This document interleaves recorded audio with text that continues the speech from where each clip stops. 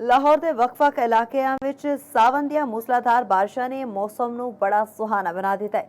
ਬਾਰਿਸ਼ ਤੋਂ ਬਾਅਦ ਗਰਮੀ ਤੇ ਹਵਸ ਦੀ ਸ਼ਿੱਦਤ ਵਿੱਚ ਵਾਜ਼ੇਹ ਕਮੀ ਆ ਗਈ ਹੈ, ਜਿਸ ਉਤੇ ਸ਼ਹਿਰੀ ਵੀ ਬਹੁਤ ਖੁਸ਼ ਨਜ਼ਰ ਆ ਰਹੇ ਨੇ। ਆਓ ਚੱਲਦੇ ਹਾਂ ਆਪਣੀ ਨੁਮਾਇੰਦਾ ਅਮਾਰਾ ਖਾਨ ਕੋਲ ਤੇ ਜਾਣਦੇ ਹਾਂ ਇਸ ਖੁਸ਼ਗਵਾਰ ਮੌਸਮ ਬਾਰੇ ਸ਼ਹਿਰੀ ਕੀ ਆਖਦੇ ਨੇ।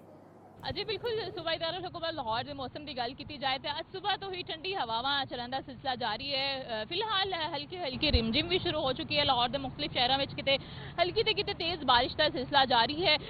इस तो बाद लाहौर के मौसम ठंडे होने तो बाद मेरा मूड भी खुशगवार है तो शहरियों का मूड भी जोड़ा है वो खुशगवार हो चुका है। शहरी साडे नाल मौजूद ने, उन्होंने पूछते हैं कि मौसम तो खुशगवार हो गया, तुसीं खुशगवार होए हो कि नहीं, और इस मौसम को किस तरह तुसीं इंजॉय करते हो? मौसम साडा बहुत खुशगवार हो गया है, बहुत मजे का हो गया है। ਅਸੀਂ ਬਾਈ ਚ ਹੁੰਨੇ ਆ ਤੇ ਬਾਈ ਚ ਅਸੀਂ ਭਿੱਗ ਜਾਂਦੇ ਆ ਗਰਮੀ ਦੇ ਵਿੱਚ, ਪਰ ਅਸੀਂ ਇੱਥੇ ਇੰਟਰਨਸ਼ਿਪ ਕਰਨੇ ਆ ਤੇ ਅੱਜ ਮੌਸਮ ਇੰਨੇ ਮਜ਼ੇ ਦਾ, ਠੰਡੀਆਂ ਠੰਡੀਆਂ ਹਵਾਵਾਂ ਚੱਲ ਰਹੀਆਂ ਨੇ ਤੇ ਅੱਜ ਸਾਡਾ ਬਾਹਰ ਜਾਣ ਦਾ ਵੀ ਪਲਾਨ ਹੈ ਕਿਉਂਕਿ ਮੌਸਮ ਬਹੁਤ ਜ਼ਬਰਦਸਤ ਹੈ। ਹਵਾਵਾਂ ਇੰਨੀਆਂ ਤੇਜ਼ ਵੀ ਨਹੀਂ ਚੱਲਦੀਆਂ ਪਈਆਂ ਕਿ ਸਾਨੂੰ ਆਫਿਸ ਤੋਂ ਛੁੱਟੀ ਹੋ ਜਾਏ, ਅਲਬત્ਤਾ ਇੰਨੀਆਂ ਤੇਜ਼ ਜ਼ਰੂਰ ਚੱਲਦੀਆਂ ਪਈਆਂ ਨੇ ਕਿ ਸਾਨੂੰ ਡਾਕ ਕੇ ਨਾਰਕਲੀ ਬਾਜ਼ਾਰ ਲੈ ਜਾ। जी बिल्कुल, क्योंकि लाहौरी की खास गल है कि मौसम अगर इस तरह का होए तो घर रहने की बजाय बाहर जाना तरजीह करते हैं। लाहौर का दर्जा हरारत भी जो है वो कम हो चुके हैं। 27 डिग्री सेंटीग्रेड कम तो कम दर्जा हरारत रिकॉर्ड किया गया है। महकमा मौसमियात की जानिब तो पेशगोई की गई है कि बारिशों का जो सिलसिला है वो आज रात तक इसी तरह जारी रहेगा। जी अजी बहुत शुक्रिया अमारा खान मौसम के हवाले